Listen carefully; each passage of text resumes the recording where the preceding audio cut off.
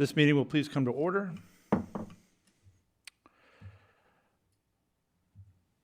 I would like to note that all board members previously polled tonight are still present. The district posted this evening's agenda to board docs at least 24 hours prior to the commencement of this meeting. Is there a motion to approve that previously posted agenda? So moved. Are there any amendments to offer? All right, there are no amendments. The agenda has been moved and seconded. All those in favor, please say aye. Aye. Those opposed, please signify by saying I oppose. Those abstaining, please signify by saying I abstain. Motion carried.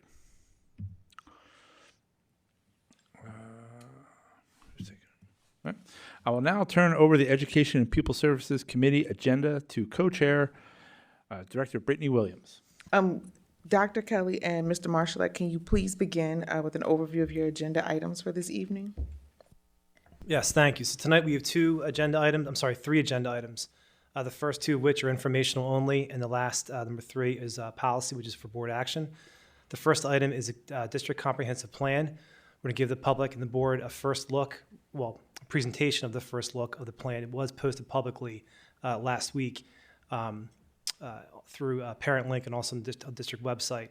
But tonight we'll kind of highlight the main topics and the process that we followed for this year's comprehensive plan. And again, go through the timeline of what to expect coming up in the next month after the 28-day review. The second agenda item is a look at our K-5 special programs and special education, current enrollment and facilities review, specifically in our artistic support program. Some future considerations we might have to think about heading into next school year, how we're going to meet the needs of all of our students who are coming in from early intervention, and also the growing needs of our student population that we currently have in the district. And as I mentioned, number 3 is board policy, which is for board action. Thank you. Can we begin with agenda item number 1, the comprehensive plan? Yep, certainly. So if you remember, we did post the plan publicly. You'll see it here also attached in the board docs. All the state-approved plan or state-required plans and the district comprehensive plan are attached here as, in board docs as well. We went through, again, a planning process that took us through a very thorough review of our former comprehensive plan, using current data, and then applying it to the processes we have in place to build our new plan for the next 3 years. Dr. Kelly and I will go through some of the thank yous and the highlights to start, and we'll go through the goals and the action plans that are going to drive our plan for the next 3 years. And then we'll conclude with what to look for in the next month. The goal is going to be to bring this back after the 20-day review for a final look in March, the March committee meeting, and then vote on it that evening, and then to have it submitted to PDE by March 31st. Then again, it'll be in action as long as it gets approved, which it will. I'm sure that it will, for July 1st, 2024. So again, kind of went through the agenda already with everyone. But again, we'll go through more specifically the process and timeline, the district mission and vision, which we'll spend some time on discussing that and why we kept what we have kept from the previous plan. The plan's strengths and our challenges, how that drove our goals and how we set our goals, and also our action plan, and then the additional state required plans, which are also part of Chapter 4 requirements that were publicly posted for 28 days. They're also part of this approval process as well. And then our next steps, which I briefly reviewed already. So really, it's a big thank you to the team. I know Christine and I both felt like, and I know Dr. McGarry shared the same, that this group that met this year for the couple weeks in a row on Thursday afternoons really was engaged in this process, asking really good questions, really going through the data and asking, the very specific, really, really high level questions about how data is used in the school district, how are students performing. But the engagement with the conversations with the groups we met with, was really refreshing. It's a much smaller group this time around compared to prior years, but a lot of work got done in this process, and we really think it's a very meaningful plan to put out for the next couple of years. You can see this is a smattering of who participated in the program, or the planning process, from district administrators to parents to community members. everyone had a really big role to play in the development of this plan, and people were very open with how they wanted to see, what they wanted to see in the future for the future of the Upper Darby School District. So again, our timeline, we started back in January, meeting with our teams, developing the committees. Like I said, every Thursday we met for about an hour and a half, sometimes 2 hours, to go through, sometimes less, to go through the planning process. February 15th was our last planning meeting. We did review we kind of previewed this presentation and the plan before it went public. February 19th, we did post it for the 28-day review via parent link and also our district website, where everyone can access all of the plans, not just a comprehensive plan, but all the state-approved plan or state-required plans as well. And again, the game plan is going to be take public feedback. If any adjustments need to be made between now and March 19th, we'll certainly do that and take it into consideration. And then March 19th, we'll review again quickly any updates, if there were any, to the current or to the proposed plan, and then vote on it that evening after the Education Pupil Services Committee meeting.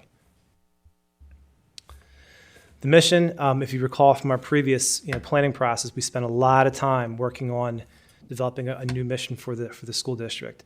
And we infused an activity that Dr. McGarry, myself, and Dr. Council went through down at the University of Pennsylvania with one of our courses that we take to keep up with our certifications. But it was using 21st century skills and how we incorporate them in what we want our graduates to be when they leave Upper Darby High School. And we threaded a lot of those traits through our mission and our vision. And we believed in this planning process that it was still very, very relevant in terms of what we still wanted our students to be when they leave Upper Darby High School. And again, a lot of what we chose in the prior planning process were phrases and words and characteristics that really embodied what we want Upper Darby students to be when they leave our high school. So again, the team felt very confident that this is still relevant, and they want to keep the mission statement the way that it was developed a couple of years ago. So you can see, I'm not going to read it to you, but you can see, again, it's on our district website. It's going to be in the plan. It's it's what we live by here in the district. But again, this is the current mission statement that we are proposing for this year's comprehensive plan.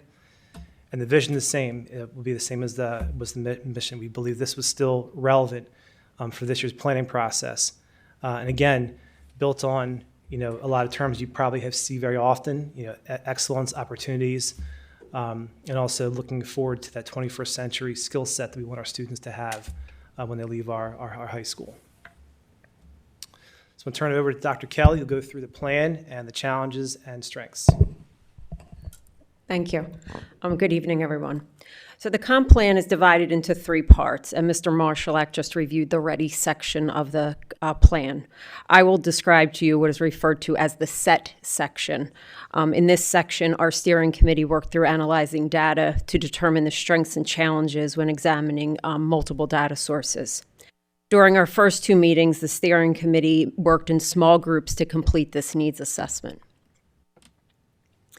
Beginning with the strengths, the team identified 25 strengths. The strengths were identified by analyzing data displayed on the Future Ready Index, E-metric data, PVAS, and locally administered assessments. 6 strengths were identified to support the work moving forward, and those 6 are as follows. There is a clear strength in our PVAS or growth data for both ELA and math.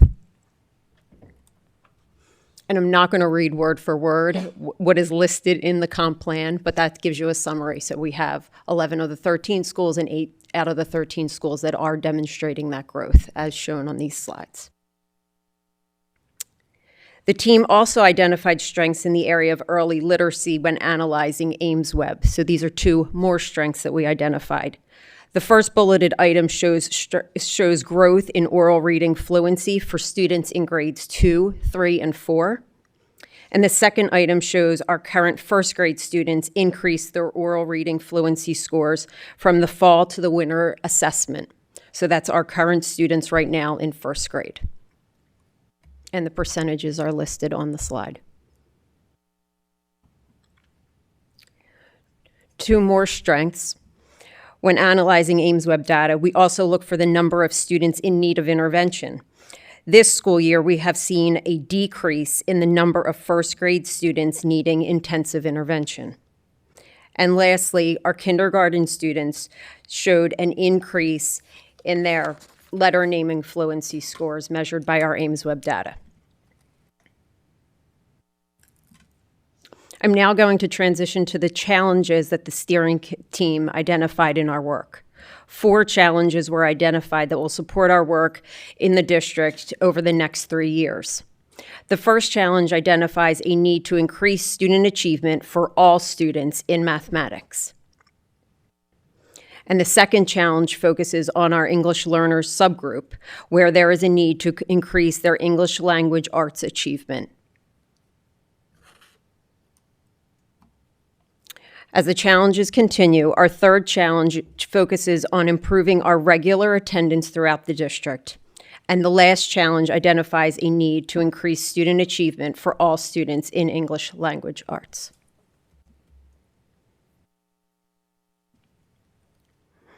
In the Go section, or the third section, building upon the strengths and challenges in the Set section, the steering committee moved to this piece of setting goals and the action plan, or the steps that we are going to take to guide the work. Goal 1 focuses on improving student achievement in ELA by creating systems to remove all barriers at all levels to increase the number of schools that will meet or exceed the statewide average in ELA. And each of these goals are written in a way that you'll see as Mr. Marshallak speaks about the action or the plan that we're putting in place to meet the goals that we have. We have 3 years, remember, to meet these goals. Goal number 2 is similar to ELA, but focuses on the area of math, where we'll be removing all barriers to increase the number of schools that will meet or exceed the statewide average in mathematics. Again, we're talking about student achievement here. Goal 3 focuses on creating a positive school climate and culture to increase regular attendance throughout all the schools. And Goal 4 focuses on removing barriers for our English learners subgroup in all district buildings with English learners as an identified subgroup. Remember, they have to be identified as a subgroup in order to measure them through the Future Ready Index. Mr. Marshallak is now going through the plan for meeting these goals. As you saw in the prior slides, a lot of what the goals and the data we were basing our plan on are the Future Ready Index. Also some local data that we've adopted as part of how we show growth and show achievement in our school district, especially for grade levels that are not assessed on the state assessments. They're under grade 3. And a lot of what you'll see in the goals it's because of that reason, because we want to strive to improve achievement in that area and demonstrate growth on the Future Ready Index, which is how school districts are measured in the Commonwealth of Pennsylvania, or one of the ways we're measured. So we identified 3 action plans, and all the goals are threaded through each action plan.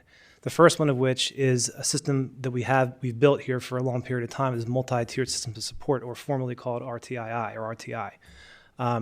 It's been a core foundation in the school district for how we reach the students who might not be quite there achievement-wise, and how we help them grow and show that growth with our students. We also realized we need to refocus our attention on this process and pay much more attention to how we utilize data to make decisions of how we move students in and out of different levels of intervention. But again, the system itself is based on meeting students where they are, using data to find out where they are, and then intervening before it's too late for them to fail. We're going to catch them before they do fail and not perform within our school. All students in the district are offered some type of intervention, whether it's behavioral, mathematics, ELA, depending upon the level of the school. And we also want to explore other opportunities for our secondary students for how we can meet them where they are in terms of mathematics and ELA achievement in our secondary schools. But we want to refocus our attention on a very well-established process that we have and continue to refine and make it better in terms of how we're going to see students performing, to the level that we expect them to be and meet the goals we've established in the comprehensive plan. But again, it's based on, like I said, the former term RTII, where you're looking at data and you're making data-based decisions on how students move within the tiered system of supports. Tier 1 meaning all students have access to a core foundational block in either math, literacy, or behavioral, social, and emotional learning. And as they move up through the tiers, increase the level of support by intensity and frequency, and how to address the specific student deficits in those areas. But again, it's all largely based on how students perform and how they're measured throughout the year using universal screening methods to see how they're performing against their peers within the district and also across the country. The next action plan is circling back to our literacy, which we do believe that is really, if we get our little kids to grow and read as best as they can, it's going to make achievement better overall for all of our students in the school district.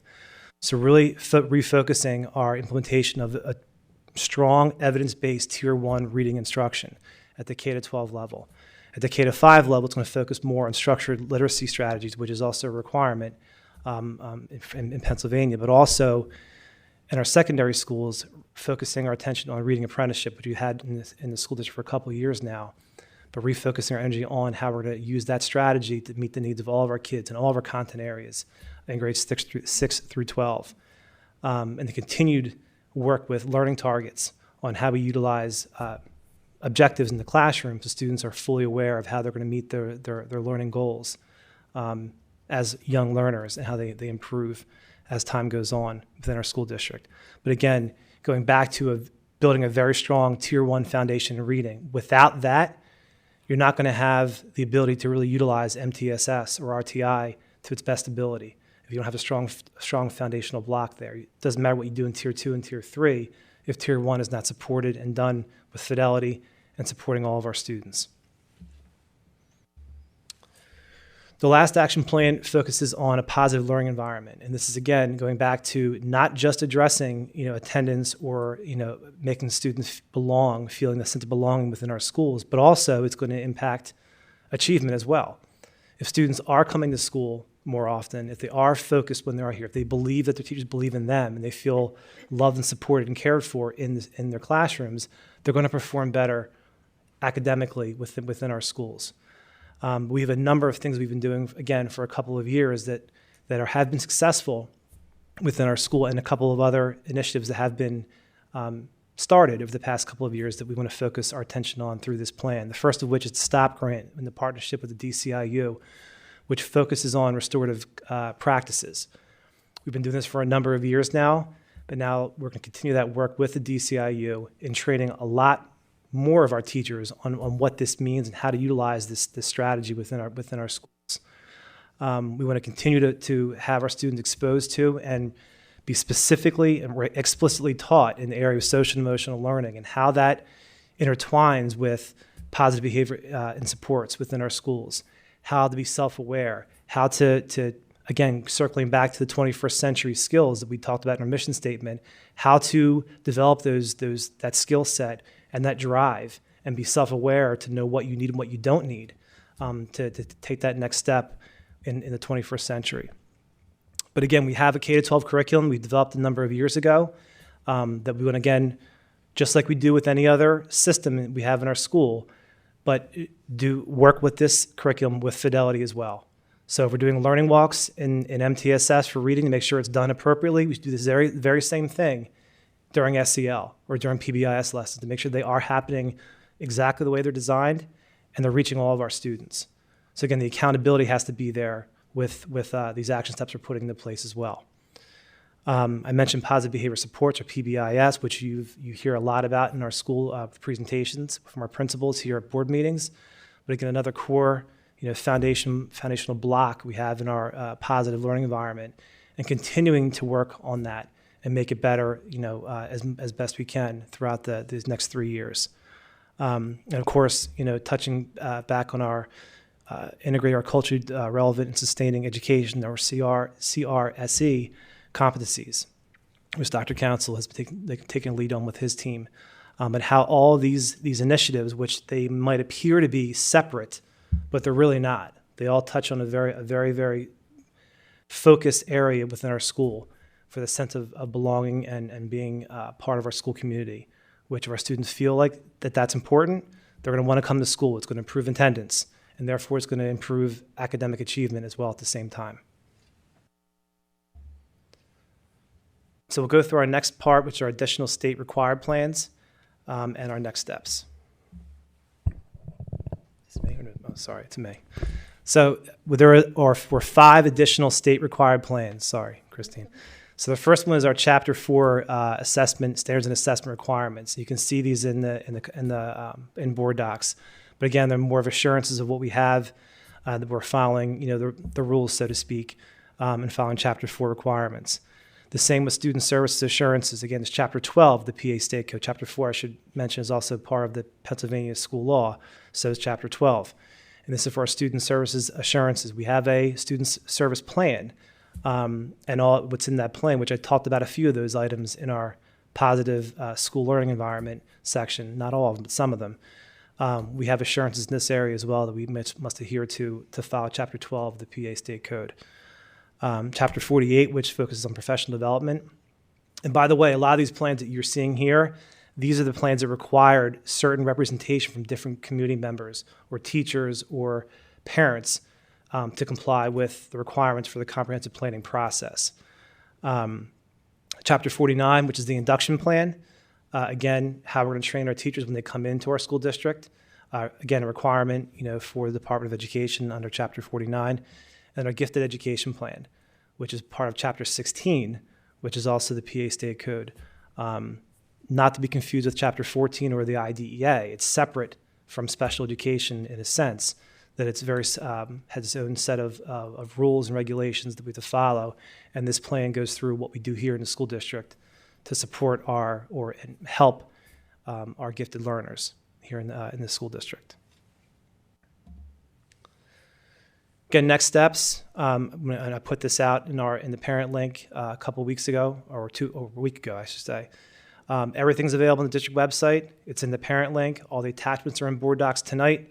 For the public or anyone to submit comments, we have the email address here to send your comments and or anything you might want to add to the plan. We're going to make revisions up until March 19th, whatever's relevant and we want to consider as adjustments to the plan. And then right after the Education Pupil Services Committee meeting on March 19th, we'll have a special voting meeting to approve the plan, or hopefully approve the plan, and then we can submit it to the Department of Education, hopefully the next day or the day after. And that's it for us. Any questions from the board? Thank you, Dr. Kelly and Mr. Marshall. I just want to briefly just shout out the planning committee, again, the participants. I know you said it was a small, but it was a mighty group to bring about this plan. So thank you again for your participation. Are there any questions from board members at this time?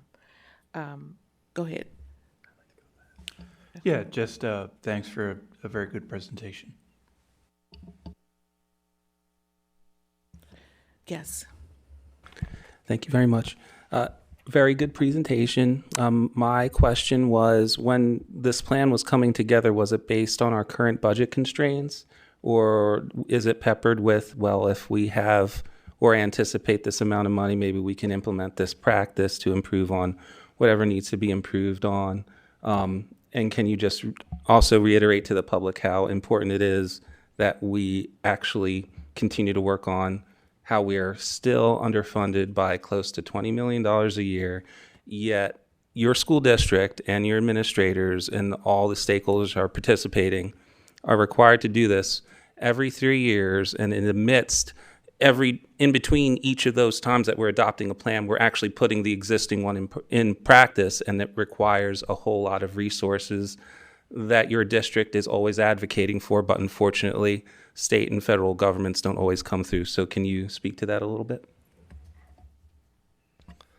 So we wouldn't build anything to the plan that we couldn't do, right? So we keep that in mind, the budgeting process. If there are things that we anticipate trying or doing or want to do, it would be a conversation through the budgeting process that we would make sure we had that planned out before we put it into a plan, certainly. But, I know people might not believe it who are out there, but I think we are one of the most innovative and cutting edge districts around with the things that we do with the people that we have here.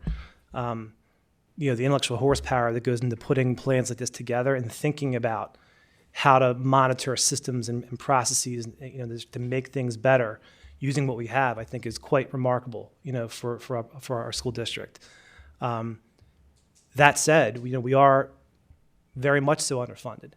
And if we had $20 million more, imagine what we could do with some of the plans we have here. Imagine what we could improve, with that. Imagine what we could build, in terms of facilities, to have an innovation center or something of that nature, to look at how our gifted learners might be able to get even more advanced than they currently are.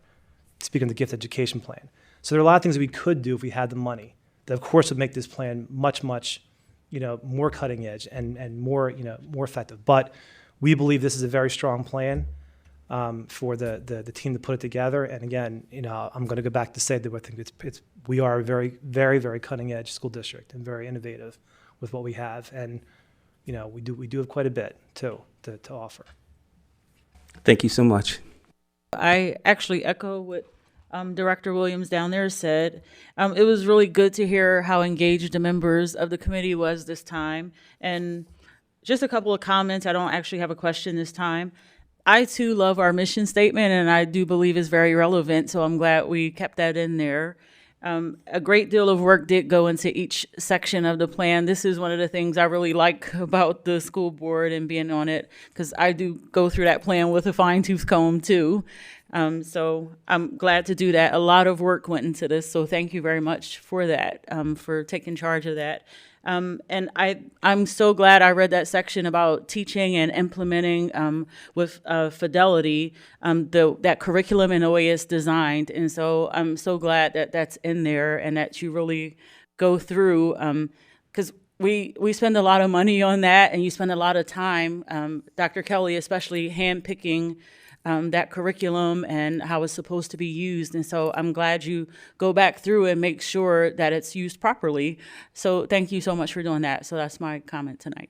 First, to Ed and to Christine, thank you. It's a lot of work.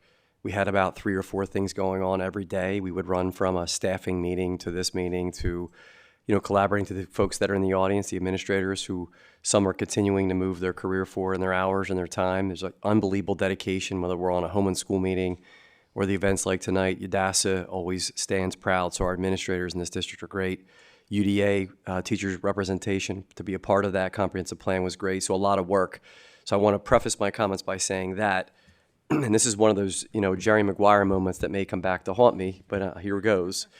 I just received an anonymous email as I'm sitting here as a member, as a superintendent.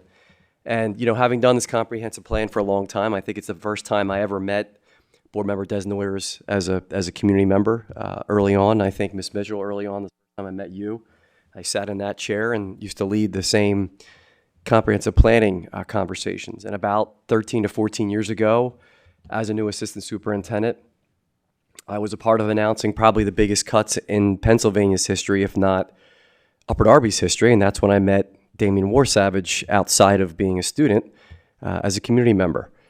In a full performing arts center of 1,000 people coming together, supporting a community over funding cuts. So I'll first start by saying it's very difficult to build a comprehensive plan with the tools that the Pennsylvania Department of Education gives you. Very complicated tool, very cumbersome, and for many school districts, not that they're wrong, it is just checking a box that we've done something. And that's not the case here with this administration and this team. In fact, we ask every single school in this district to do a school level plan, and some places do not even do that. So this district goes a step further. My moment here tonight is this anonymous email that I just received about the horrible, atrocious, out of control conduct of the students in our schools. And this is from an anonymous, supposedly staff member who just sent an email outlining that the student behavior at the high school is so out of control that teaching and learning has become nearly impossible in some of our schools, in particular at the high school. Typically, I wouldn't share this, but I'm kind of one of those moods tonight where I think when I read this comprehensive plan, and I know that there's educators on this panel, and I'm reading the Philadelphia Inquirer articles every day just about about education and teachers quitting and the atmosphere and special education and how hard it is. I spent the last 2 days, on an ACLU webinar, 2 days, back-to-back days, on policing in schools and removing discipline from schools. And that's contributing to the pipeline to prison, and I'll share that information with the board in my update this Friday. My concern is that this plan addresses very important things. It addresses academics. It addresses what almost every single one of us who became an educator got in this profession to do: teaching and learning and academic supports. What we're facing right now that this plan doesn't really allow for or to take into consideration are the day-to-day issues that school teachers and school administrators are seeing in their buildings. The level of student discipline, and I've tried to express this in letters and in communications, and this, I feel called to do this because this staff member who's anonymous wants to know if I'm aware and if I know that student conduct is a concern for this district, this board, this administration. It is a top priority wherever I go to talk about my concern about student safety. It's a big deal. I think we need to come together as a community, as a board, to figure out how we are going to create a safe learning environment so that plans such as this plan can take appropriate place in our schools, on our buses, in our communities. It's concerning to me, and it's really a lot of work. We talk about PBIS. We talk about trauma-informed care. There are so many guardrails that school districts have to follow, right? So many things. But the resources that are not in place, I was on a call, like I said, there's supposed to be one guidance counselor for 250 kids, one social worker for 250 kids.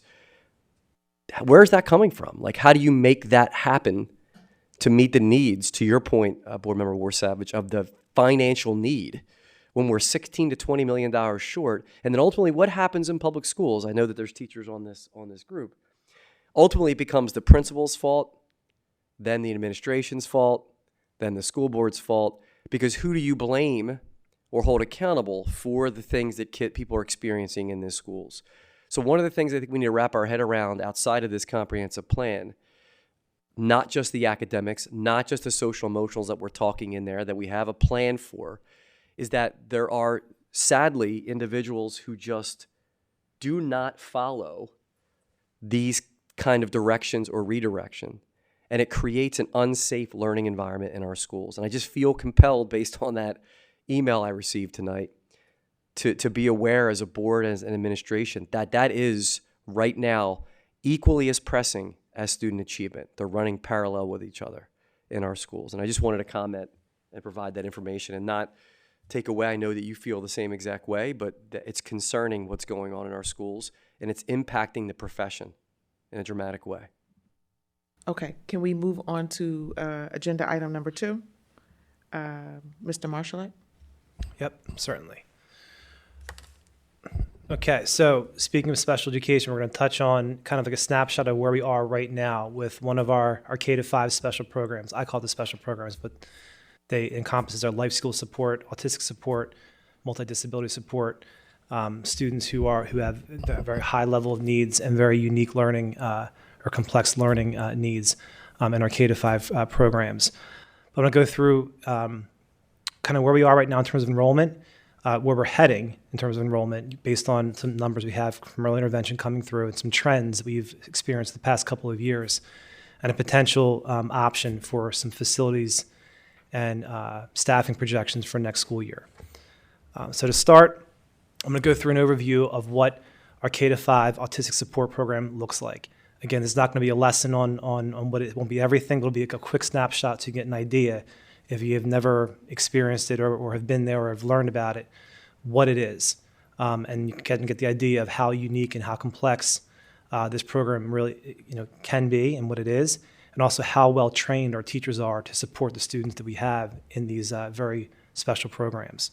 I'm going to go through our current enrollment trends and also projected trends for next school year. And also take a look at, if that is the way we're trending, what we're going to need for staffing and potential facilities adjustments to meet the needs of all of our students coming in, and then some next steps. So the first of which I'm going to go through just a quick overview of K-5 autistic support. We have it in Primus Elementary School right now, Westboro Park Elementary School, and Stonehurst Hills Elementary School. We have over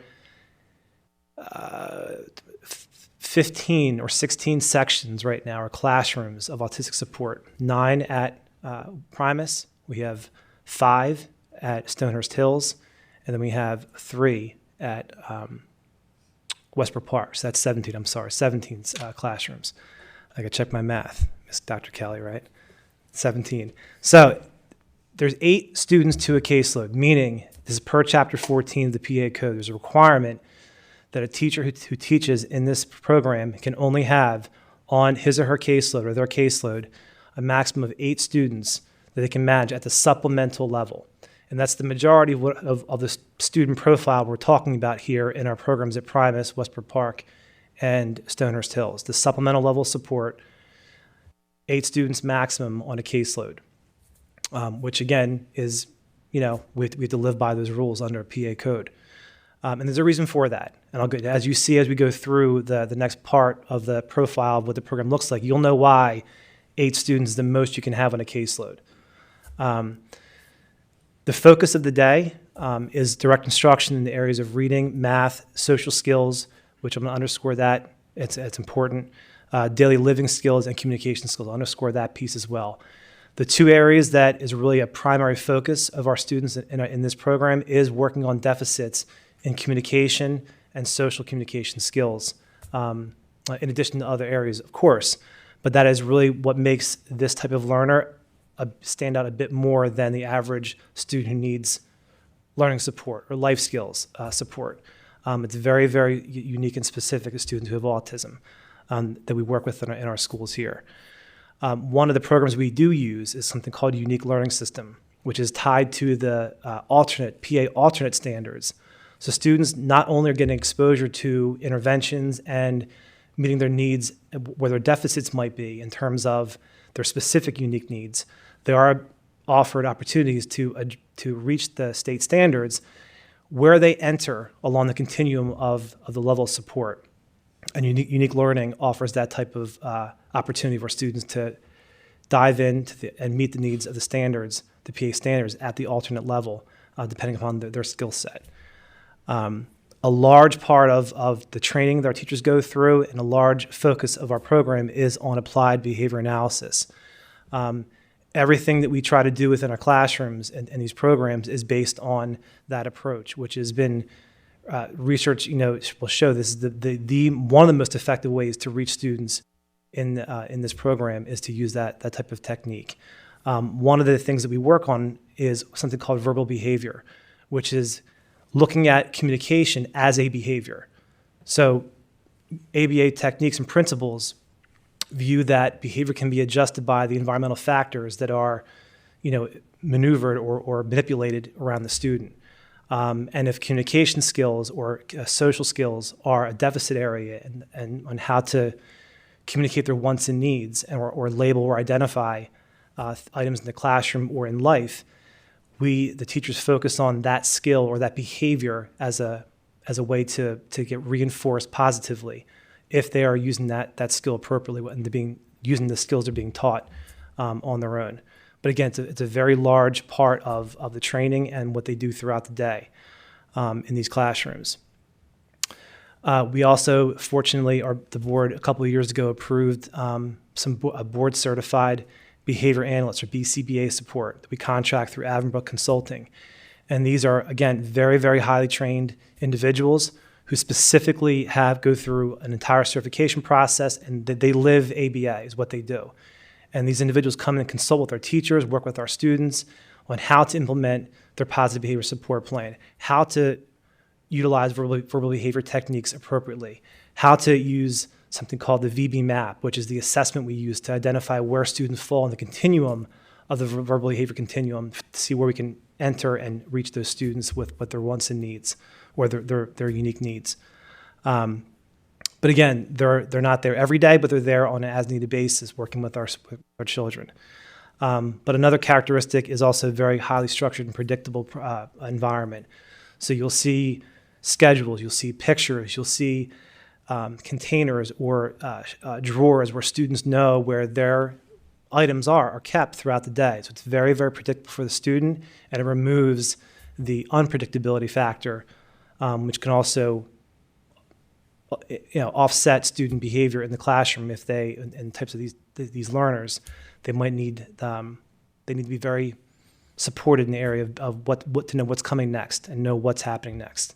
There can be many surprises in the classroom to throw off their day. So you can see why there is only 8 students maximum on a caseload. It takes a lot of support and a lot of dedication and time to meet the needs of these children in our schools. So keeping that in mind as when we go through the next couple of slides for enrollment and trends, you can see why we'll need what we need coming up in the next couple of years. So currently right now in our programs at the elementary level, we have, when fully staffed at Primus Elementary School, we have 68 students. This is as of this past week. 9 teachers for an average caseload of 7.55 students. Again, that's not, obviously, that's mathematics there, but some classrooms might have 7, some might have 8, some might have 5, depending upon the grade level. And students are largely based and grouped on ability and cross-grade grouped based on needs and skill sets as well. Stonehurst Hills, one fully staffed. They have 41 students and 5 teachers for an average of 8.2 caseload. I'm going to highlight that for a second because we will never go over 8.0 students on a caseload. What happens in this situation if we do have to do, which in this case we do for one teacher, is we would have one of our learning support teachers or another special ed professional who's in the building who has space on their caseload per Chapter 14 to take on that case and assume responsibility for that student. The student will still be taught by their teacher in their classroom who's trained in what I just described in the previous slide, but the caseload or the IEP will be managed by another teacher. So therefore, we will not be going over the caseload requirements. We try not to do this as much as we possibly can, but in certain situations based on enrollment, we have to temporarily adjust to meet the needs of the student in that manner. Westbrook Park, 24 students currently, 3 teachers, 1 fully staffed, average caseload of 8 students per caseload. So we're at the very top level of caseload maximums in our K-5 programs. So next school year, again, this is based on our projections of early intervention students coming in and also what we know with students moving through our program, which going back over time and working with Mr. Lambert and Mr. Rogers and Mr. Comfort and Mr. Chisholm at Stonehurst Hills, is that we know that it's pretty predictable in what students, when they leave 2nd grade, they're going to go to 3rd grade. And it's because of the work we do here in our school district. Parents who come into our district and who are part of our program, they want to stay here because of the success of our K-5 program here at our schools. So there's very, very little variability in enrollment from year to year in this specific program. The variable that's out there, it's kind of an unknown, is early intervention. And I know some of you know this on the board, with your professions, but for the public to know too, it's very, very difficult to accurately project in any given year what you can expect to come in. Now, what we do here is that we do use trending over the past couple of years to see what we can realistically expect to come in for our kindergarten programs in this specific program. So to give you an idea, we have almost 200 kids who are Upper Darby residents who are 5 or older or turning 5 who are expected to enroll in kindergarten next school year. Now, not all of them come, right? Out of that 200 is about 60 students who are in what's called a classroom through early intervention. And I'm estimating here, it might be just under 60, but it's roughly 60, meaning they're getting a very, very high level of special ed support, and they have autism. So we can expect to see about 60 kids who might be coming to our district. Some may stay for another year of early intervention, which is another variable we have to predict, is that they might choose to stay for an additional year in early intervention. Over the years, past couple of years, not many have done that. This past year was an outlier. We had 12 kids stay for an extra year of early intervention, which is a bit unusual. But typically it's about 5 to 6 kids who would normally come to us do stay for another year. So we anticipate we're going to see about 24 to 28 students just from as of this time. These are not including students who we get who are new enrollments from Philadelphia, Haverford, other areas outside of our IU that we don't know about this at this moment. Other counties in Pennsylvania, students who come in with no identified needs. We can't predict that as of right now, which I'll get to that in a minute. But we know as of right now, there are 24 to 28 kids that we expect to come in who will be placed in our program at Primus Elementary School in kindergarten, autistic support. We also know there's about 20 kids that we're going to be probably likely placing in full-time support into one of our other IU programs right away from kindergarten. So you can imagine right there, that's a high number of kids with high needs who are becoming to our school district.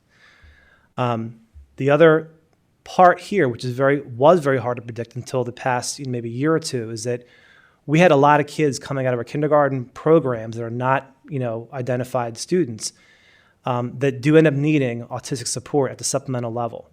So just this past year, as an example, we had almost 15 students who were not identified in kindergarten or coming from early intervention who were at the K Center, at Westbrook Park, at Hillcrest, or at Primus in kindergarten that were then identified or evaluated and identified as needing supplemental autistic support.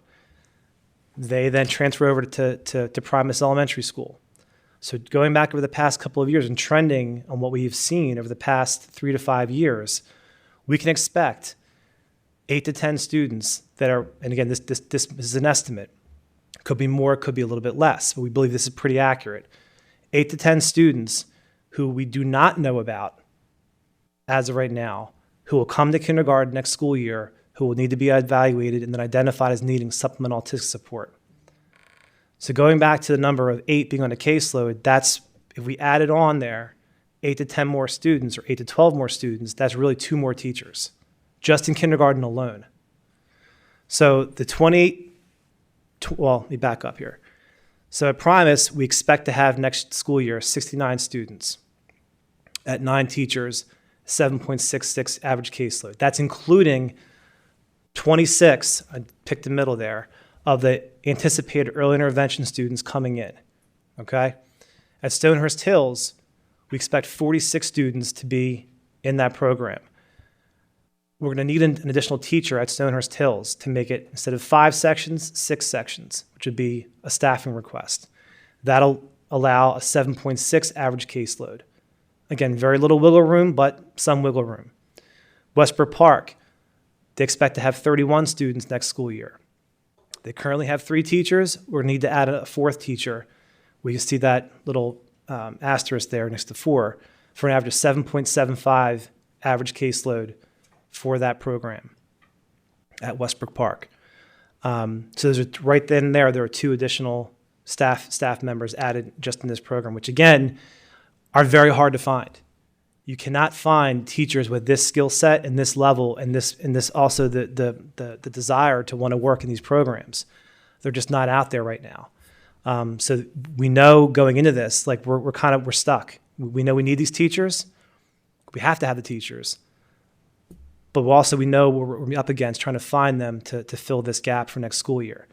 Now, fast forward to, rewind back to about early intervention when I was talking about. If we can assume that 8 to 10 more students come in next school year to the kindergarten center or to any other kindergarten program other than Primus, and they get evaluated, there's no room at Primus Elementary School. If we were to add 10 more students, that's 69. That would put that Primus teachers way over their caseload maximum, and it just won't work. The other piece to this, too, is over time we've realized that if we do assume that 8 to 10 students are coming from our K Center, those are students who are likely to transition to Stonehurst Hills if they were identified as needing supplemental autistic support. So they'll go from the K Center to Primus to Stonehurst all in about a year if they need that level of need, which if when you know students who have autism, that's not a good thing for students it's unpredictable. It's a lot of transitions. It's not really good for any kid for that in kindergarten, but let alone students who have a very high level of needs. So we have to do something in terms of with our K numbers coming in. So one of the things we have to consider for staffing, as I mentioned already, is 1 position at Stonehurst Hills, 1 position at Westbrook Park, 2 sections at the kindergarten level, wherever that may be, to meet the needs of that 10, potentially more students. If we assume if 15 come in next school year who are unidentified, there's your 2 teachers right there. They can carry 8 and 8. Okay, leaving very little wiggle room here across all of our programs. So what we have to consider in terms of facilities. We know we have to have a space at Stonehurst Hills. Mr. Chisholm, Mr. Patrick have identified, a space that's useful at Stonehurst Hills to meet the needs of the additional section. The same with Westbrook Park. Mr. Comfort's done the same with his building to identify an area that's a good learning space for an additional section. The 2 kindergarten spaces is now the question. Primus and Mr. Rogers has been, a soldier the past couple of years. He's shouldered a lot of maneuvering and moving things around for the past really 5 years, and to make his program work, I can't ask him to find more space at Primus. He can't make the classroom out of a closet anymore. He has no space to add, let alone one section to his building to increase autistic support. So we have to have a discussion about what are we going to do now that we also have the knowledge that we have in a brand new Aronimink Elementary School that has classroom space there, which one of the plans was to possibly reconfigure kindergarten to be included into Aronimink Elementary School to make it a K-5 building, which we believe is about 4 to 5 sections, which would be 2 classrooms, 2.5 classrooms. If we were to do that, to reconfigure Aronimink to be a K-5 program, you would free up 2 classrooms at the kindergarten center to potentially meet the needs of the 2 sections we need for autistic support. Now, the benefit, if that was something we wanted to consider, to look at, if we were to do that, we're looking at students who would likely be transitioning to Stonehurst Hills Elementary School in the future, who would start out at the kindergarten center, students who we know are coming in to the K Center who are not identified would, instead of going to Primus, then back to Stonehurst, can stay right in their building at the K Center where they originally started, be evaluated, and be in a program right there, which we do right now with Primus. So it eases up at least one transition from that child. And we'd have all the supports there for the students at the K Center, which we also have administration at that building, and Ms. DeLassy and Mr. And I call him Jimmy, but Mr. John Blanken, McGalligan. I almost hired him a couple years ago, so I'm upset that I don't remember his name. But awesome special ed background in both of them, and have a vast knowledge base, especially in this area. So it's something we really need to really think about and start the process of considering how are we going to meet the needs of this growing program, but also thinking about using our space wisely within our school district. So the next steps would be really to start thinking about and start the conversations around where we're going to find these 2 kindergarten spaces. Do we want to talk about reconfiguring Aronimink Elementary School to be a K-5 program? Also, what does that mean for staffing? So the other piece of this too is if that were to happen, there might be some additional staff that might be needed at Aronimink Elementary School. We look at EL support, we look at kindergarten support, when you look at special ed support that might be outside of autistic support, what will they need with the addition of 80 to 90 kids who are kindergarten level students coming in? We want to take a look at discussions around what it looks like at the K Center. What are they going to need to have 2 classrooms with autistic support in their building? But also staffing considerations for that building as well, which we talked about briefly, about adding 2 sections there, what they'll need. They'll need teaching assistants. They'll need other supports there built into that program. And the plan would be, if after we have these conversations, to follow back up with at this committee meeting in the future and talk about what the final proposal and plan could be, because it would need a board action to reconfigure Aronimink Elementary School, and to do that by a certain date and time to meet the requirements for PDE. So at this point, this is kind of the conversation starter to talk about. We know the issue or the projections we have coming in, and we have to meet the needs of those children, knowing the complexities of their learning and what they'll need to thrive in our school district. We have to then plan for it moving forward, and how are we going to do that? So that's kind of wanted to start the conversation today. It's informational only tonight, but at least to start the conversation and then take the next steps to make a possible recommendation the next month or two. Any questions from the board? It's a lot of information. I'm sorry to throw it at you all at once, but I wanted to get everything out as much as we possibly can right now to start the conversation within the district. Thank you, Mr. Marshall, for bringing this to our attention. You have a question? In regards to the kindergarten children moving over to Aronimink, are there any transportation implications with that? Like, which kids would go there? Would it be a issue? Because we don't bus kindergarten, right? We do? So we would be kids that are walkers, or which children would that be? So we believe it might be less of a transportation issue for our district, being that right now both groups are bused to the kindergarten center, the Aronimink neighborhood and the Senko neighborhood, or formerly Senko neighborhood. That those groups of students would like to still be bused to Aronimink, obviously, like their peers are right now in grades 1 through 5. But a lot of the Aronimink neighborhood students would likely be walkers.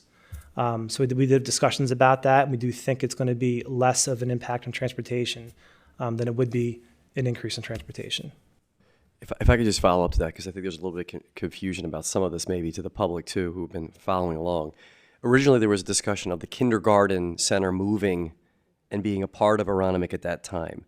What Mr. Marshall is alluding to, last year, the original reconfiguration was to have a K-5 building, Aronimink and Senko merging Aronimink and Senko K-5 students. We had to hold off on the kindergarten move this past summer because we weren't sure if we had enough classroom spaces. So the original plan was to have Senko kindergarten and Aronimink kindergarten going to Aronimink Elementary School, and we figured out that transportation impact. And to Ed's point, the Aronimink students should, for the most part, be able to walk, and the Aronimink student or Senko students are already being bused, to your question, to the kindergarten center, and that would be already in part of that plan. But we're looking into that process as we move forward. I just want to make sure that everybody's aware of.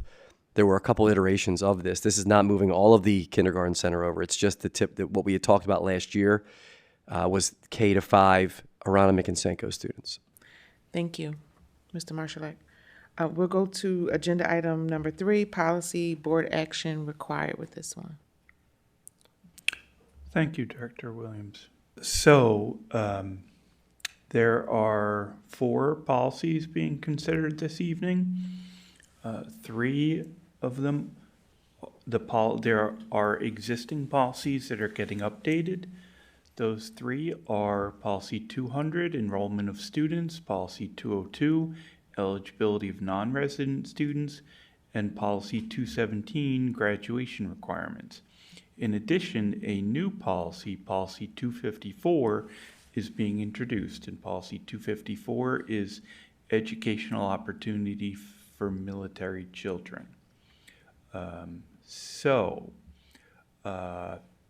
The 3 policies being changed and the new policy being updated are a result of Pennsylvania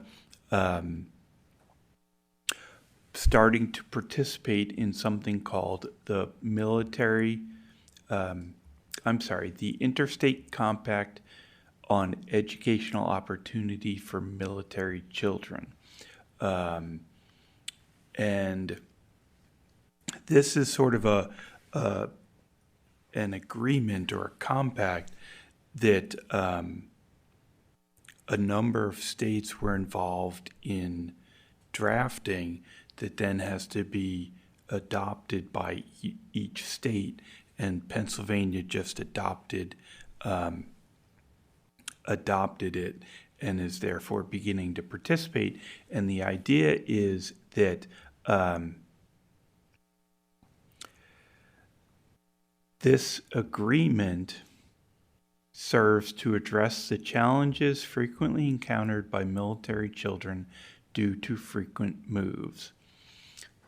The compact or agreement promotes uniform treatment as military children transfer between schools in the same state and between states in terms of eligibility, enrollment, placement, and graduation.